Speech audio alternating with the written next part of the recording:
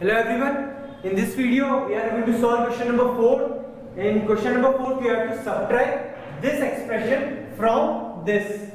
So if you want to subtract this from this, obviously this expression should be written first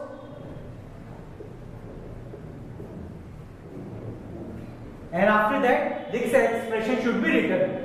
Here 4a, so 4a should be written below 12a because these are like terms.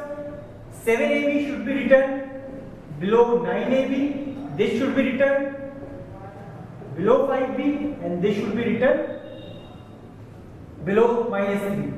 And if you want to subtract this from this, so all the sign of this expression should be changed, means positive should be converted negative, negative should be positive, positive should become negative and positive should become negative. This is because if you want to subtract this from this, so obviously this should be subtracted from this, and when bracket is open, this negative sign should be multiplied with both of them, and this negative into positive should be negative, and this negative into positive again it should be negative. Or you can say when there is a negative sign outside the bracket, all the signs of these terms should be changed. So this positive become negative and this positive become negative.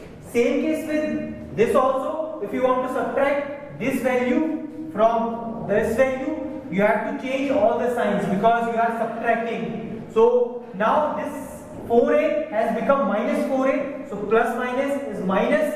So this will become 8a. And positive 8a because greater value has positive sign. Again, this is positive, negative, negative. So 9 minus 7 is 2. And this will be minus 2ab because greater value has negative sign. Again, this are negative, negative. So this should be added. It should become 8b minus 8b because greater value has negative sign. And again, this is minus, minus. So this will be plus 15 and the value should have negative sign because greater value has negative sign. That is how you can solve these type of questions. Thank you.